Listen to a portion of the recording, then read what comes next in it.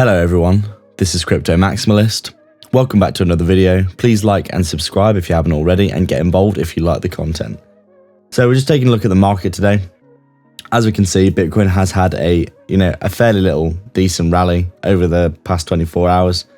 We were talking yesterday in the technical analysis section of the news video about how Bitcoin essentially could be, breaking out of that little trend line that we did talk about. We talked about quite a few little resistance points for Bitcoin. Currently it is sitting in a bit of a range, isn't it? If we take a quick look at the chart, actually, you can see we are actually sitting in a range here, doing something like this, going sideways. Obviously we have got a few resistance lines that we have been breaking out of. This resistance here, which we came down, broke out of and back tested, and now we're going sideways now, broken out of that resistance. There was also resistance looking something like this as well, and as you can see, instead of rolling to the downside and getting caught under it, we have actually broken out of this resistance here and this resistance here, looking like we're probably going to head back up to the top of the range now, up at around that $22,500 mark, and hopefully do something like this where we create at least another bigger range where we can see ourselves moving up towards that main resistance up here, where we need to be breaking out of really to see the bull market getting back underway, in my opinion. Probably up at around that $27,000 range area. But you can see, the market obviously responding well to Bitcoin moving up around, 7.5%, 7% over the past 24 hours. Ethereum having a nice run up, 15%. Basically all cryptos getting a decent amount of joy here. A lot of the altcoins have been seeing a nice little bit of movement. XRP is a bit flat, but we do think that's just because it's already been having a bit of a rally because of the, all that bullishness that we've seen with the Ripple case with the SEC. A lot of coins here up over 10%, which is good to see, following Bitcoin back to the upside a little bit as we continue to chop sideways in this prolonged consolidation period that we have been seeing. So overall, the market's looking, a little bit bullish today. A good amount of volume as well. We are seeing volume slowly, very slowly starting to return to the markets as we are chopping sideways. Obviously, as things do start to get more and more bullish over the next few years, which we think will happen, we will see a lot of those retail investors returning to the markets to try and capitalize on things. But personally right now, some of the entries on these coins are absolutely insane, aren't they? XRP with a $3.50 all-time high. That's a good 7x from now, isn't it? You'd say, is it a 7x? It's looking more like, 8.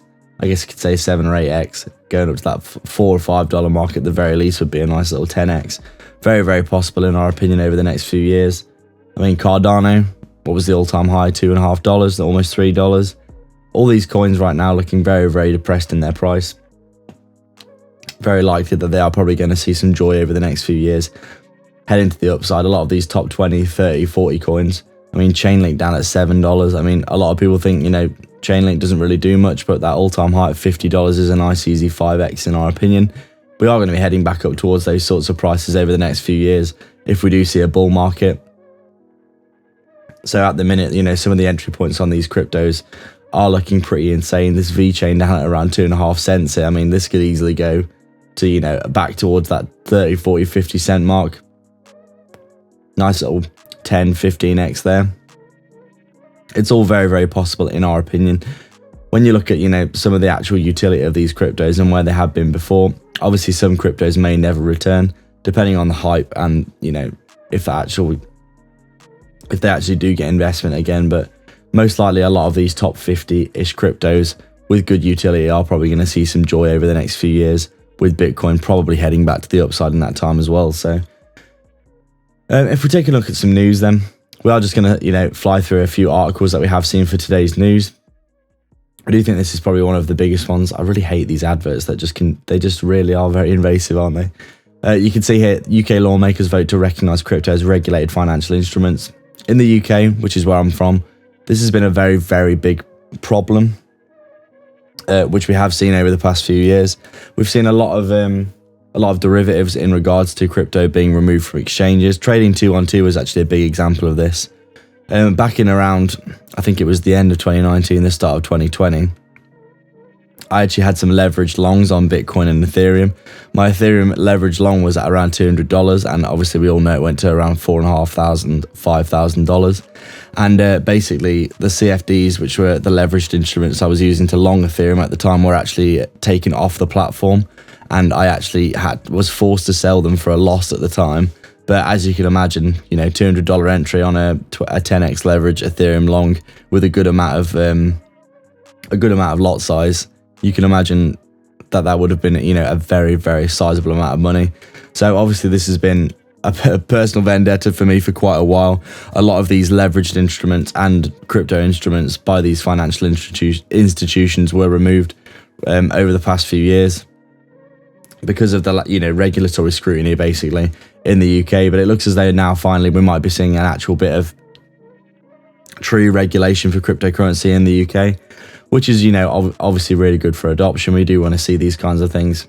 You can see the lower house of the Parliament voted in favour of adding crypto to the scope of activities to be regulated via the proposed Financial Services and Markets Bill, which already seeks to extend payment rules to stablecoins. So you can see obviously the CBDCs are slowly getting rolled out as well, and this is, you know, in keeping with that idea. Basically, banks looking to roll out CBDCs as fast as they can. Obviously, governments all around the world, the US and the UK, as well as, you know, potentially the lots of places in the EU as well, from what we've seen, all wanting to roll out their CBDC stablecoins. We've already seen China rolling out the digital yuan as well, and they've had a fair amount of success with it with monetary policy as far as we can tell. So this is obviously a big agenda for countries all around the world, and this is something that is going to happen. And we can see here that basically the lawmakers in the UK voted in favour of recognising crypto assets as regulated financial instruments and products in the country on Tuesday. This is obviously a big win for crypto because we do want to see more regulation and, you know, more recognition by mainstream bodies, not just the government, but also financial bodies such as banks, which we have been fighting against for a long, long time. I know personally my bank hates cryptocurrency, and any platforms that are associated with cryptocurrency that are basically getting involved with my bank, if I try and interact with those websites or services over the past few years, it has been ridiculously difficult and caused a lot of problems, lots of payments getting declined, my account getting suspended, etc., etc., just for interacting with these, you know, supposed competition platforms for the banks. So this is a big issue that I've basically been, you know, tackling, and the UK has been tackling for a long while. Lots of examples of basically how you know, there's been a large amount of suppression of cryptocurrency in the UK for the most part. So this is a big win for us. Another thing that we saw, Swiss Saber Bank launches NFT custody despite the market decline. So we can see, you know, banks around the world starting to get more and more involved with cryptocurrency. As we said, this is definitely something that is going to happen. Obviously in a bit of a bear market in general for cryptocurrency and NFTs in general at the minute. Obviously Bored Apes and CryptoPunks losing a lot of their value over the past, you know, 6 months especially. But we do think, you know, markets move in cycles. This is probably just, you know, a decent and probably necessary pullback in the massive inflation of NFTs that we did see. Some Bored Apes selling for literally millions of dollars, etc. But obviously banks getting involved with cryptocurrency, nothing new here, and something that definitely, you know, is going to keep happening. More integration, more adoption as time goes on, which is something that we do like to see. It looks like this article is just completely messed up for some reason. As we can see, we never lost interest. Asian families' offices buy into crypto. Basically, you know, in the East, especially in China at the minute, massive problems because, you know, a lot of their GDP is tied up in property, and a lot of Asian families are seeing that basically they are getting very poor returns on their property. There's a lot of issues in their economy right now, and as we said in our previous video, cryptocurrency is potentially seen as a safe haven place, even a place to make, you know, a decent return over a period of years. A lot of people would say big cryptocurrencies, if they look at the past history over time, have just gone up for the most part, going, you know, as we know, in the Bitcoin cycle. So definitely something that people are most likely going to be interested in, especially as we see more and more inflation and uncertainty around the world. We could see this narrative start to form, as we've said before, about Bitcoin especially being a safe haven asset for the long term. and potentially, a very, very nice place to store some wealth and, be a bit more of a safe haven asset as people look to with gold. In times of uncertainty, we know fiat currencies are slowly going to zero. CBDCs are going to be rolled out around the world, but they're not going to be any different most likely. And it looks like, we basically could see crypto being a safe haven asset. So we can see here Southeast Asia leads the world in crypto adoption. As we said, play to earn gaming, as we know, is also a massive, massive deal that we do think is going to be something that is going to continue to be very, very important and interesting as time goes on. Obviously, we've seen a lot of people being lifted out of jobs in South America, for example, also in Southeast Asia, as we can see here. Very, very interesting concept. We've also got an article here, crypto stocks soar as Bitcoin rallies to retake 20k. We wouldn't say that they have soared in terms of crypto values, but they are at double-digit percentages here, as we can see, on Tuesday afternoon. With Bitcoin having a decent rise in the market, we've also seen Coinbase and MicroStrategy stocks heading to the upside as well, so a good correlation with the market there. We could see, Ethereum, Bitcoin, Cardano rocketing high today, something that we have talked about. We can see here a nice bit of bullish sentiment for investors who've been beaten down for most of 2022. They basically all come up double-digit percentages over the past few days, which is nice to see. All the altcoins up over, 10%, Bitcoin at 7%, which is really nice. Basically, we do think that, we are continuing to break out of a few resistances, which is good to see on the technicals. And you can see a lot of liquidations here on this article. Bitcoin price crosses 20k as daily crypto short liquidations pass 400 million. Obviously, that is a massive amount. And we will probably continue to see a lot more liquidated shorts over the next few months, especially if we do see Bitcoin breaking out of that range and heading up towards, true support that we have previously broken up at around that 27, 28k level here, which will need to be retested and broken.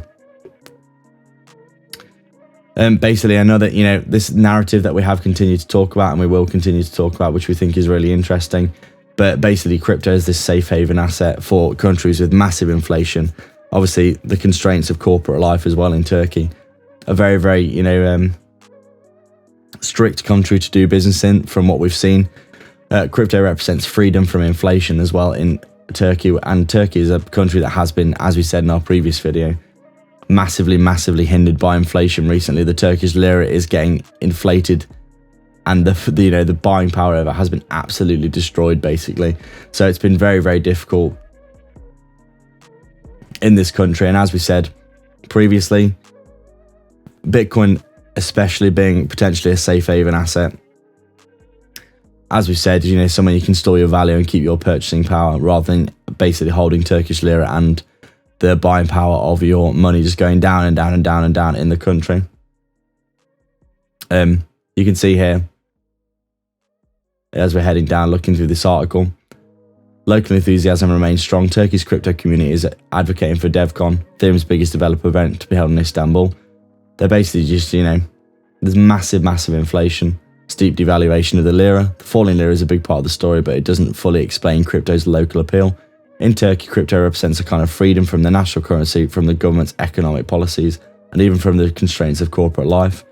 As we said, it can be a very difficult country to do business in from what we've seen. And crypto, it does represent a freedom from that conventional system, doesn't it? Which is another appeal of cryptocurrency. And then finally, we can see here SEC Chair Gary Gensler says crypto is centralized despite founding principles.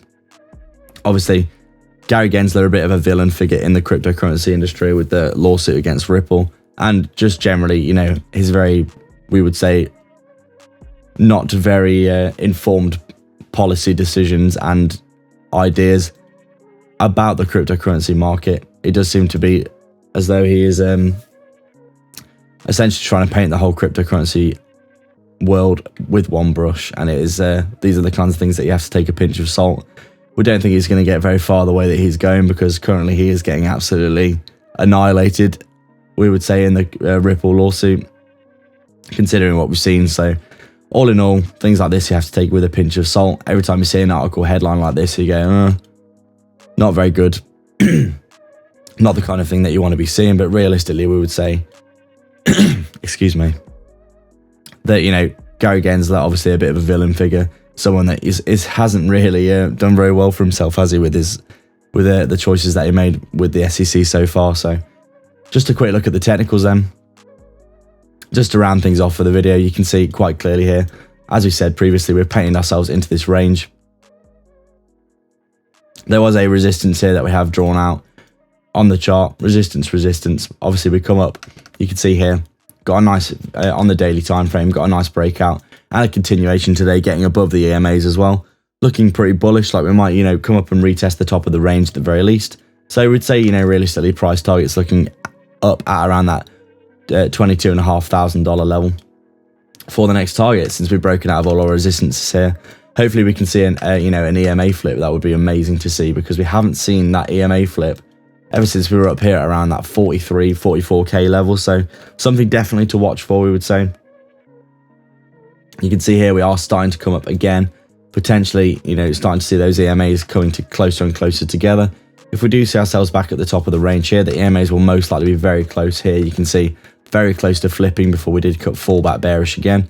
But we do think, there are lots of signs in the market here that we could be looking at, at least a bullish move to the upside to retest this 25-ish K level here. Obviously, that's a big psychological level as well. So that's it for today, guys. Thank you everyone for watching. Make sure to check out the links in the description below to support the channel. Grab yourself some free money bonuses, and we'll see you in the next video.